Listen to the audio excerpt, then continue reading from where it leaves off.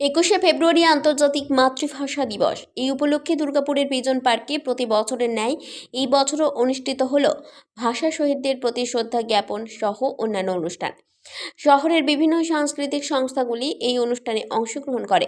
সাংস্কৃতিক অনুষ্ঠানের পাশাপাশি অঙ্কন সহ বাড়ির মহিলাদের নানান হস্তশিল্পের প্রদর্শনী ও বিক্রির ব্যবস্থা করা হয়েছিল উদ্যোক্তাদের পক্ষ থেকে। 1999 সালে রাষ্ট্রসংঘ এই দিনটি আন্তর্জাতিক মাতৃভাষা দিবস হিসেবে ঘোষণা করার পর থেকে 2000 সাল থেকে এই দিনটিকে শ্রদ্ধার সঙ্গে পালন করে আসছে দুর্গাপুর ইস্পাত নগরীর আন্তর্জাতিক মাতৃভাষা দিবস উদযাপন কমিটি। অশোকতরু মণিকঙ্কনা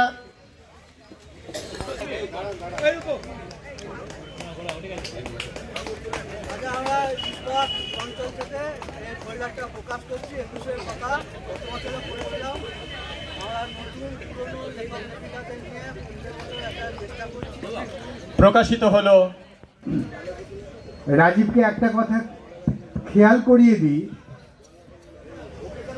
ওই পাশে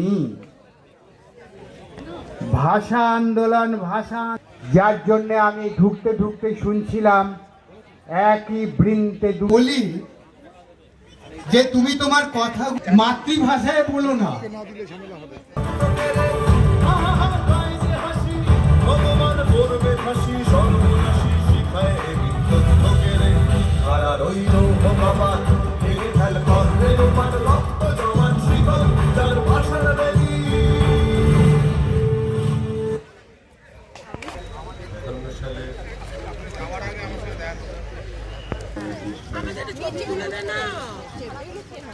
মাতৃভাষা দিবস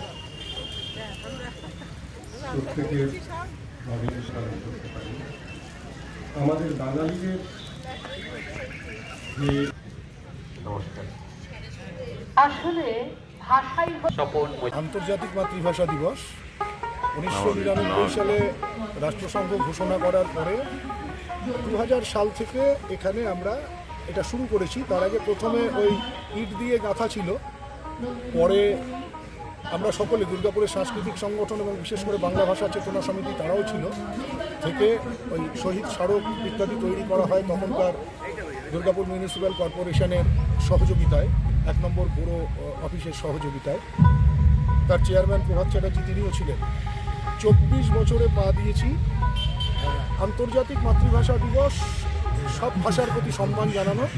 এখন আমরা যেটা করি, ইস্পাত নগরীর সমস্ত সাংস্কৃতিক সংগঠন, মূল যে সাংস্কৃতিক সংগঠনগুলি রয়েছে তাদের আদিবাসী লোকশিল্পী সংঘ, পশ্চিমবঙ্গ গণতান্ত্রিক লেখক শিল্পী সংঘ, ভারতীয় গণনাট্য সংঘ, নিখিল ভারত বঙ্গ সাহিত্য সম্মেলন সহ অন্যান্য যে সমস্ত নাটক এবং গানের সংস্থা রয়েছে ইস্পাত নগরীতে, আমরা সবাইকে আহ্বান জানাই, সবাইকে নিয়ে একেবারে নানা রকমভাবে বিভিন্ন সংগঠনকে নিয়ে আজকের দিনটাকে আমরা পালন করি।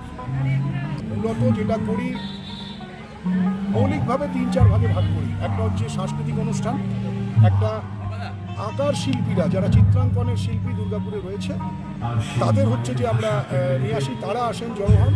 আর একটা হচ্ছে অনেক মহিলা, বিশেষ করে মহিলারা, তারা ঘরে হচ্ছে কিছু কাজকর্ম করেন, মানে নানা রকম শিল্পকলার কাজকর্ম করেন, সেগুলো তৈরি করেন। তারা যাতে তাদের এগুলো সম্ভারগুলো নিয়ে এসে এখানে তারা তাদের ইয়েটা দেখাতে পারে, বিক্রি করতে পারে। তাই একদিকে হচ্ছে যে আঁকার বিষয় হয়, আর একদিকে তারা তাদের ওই সমস্ত বিষয় নিয়ে তারা তাদের নিজস্ব জিনিস তৈরি করা যেগুলো সেগুলো নিয়ে বসে। আর এক জায়গায় হচ্ছে সাংস্কৃতিক অনুষ্ঠান চলে। সাংস্কৃতিক অনুষ্ঠানে কিছু কথা, কবিতা, স্বরচিত কবিতা আবৃত্তি এবং সংগঠিতভাবে যে সমস্ত দলগুলো আছে তাদেরকে আমরা 7-8 মিনিট সময় দিই, আর ব্যক্তিগতভাবে 2.5-3 মিনিট সময় দিই। এটা চলে প্রায় 12:30 পর্যন্ত চলে। সকাল 7:30 থেকে আমরা শুরু করি প্রতি বছর। দুর্গাপুর থেকে কৌশিক বাসুর রিপোর্ট, 99 নিউজ বাংলা। এখানে কোনো অনুষ্ঠান করব না, আমি একটা আপনাদের সকলকে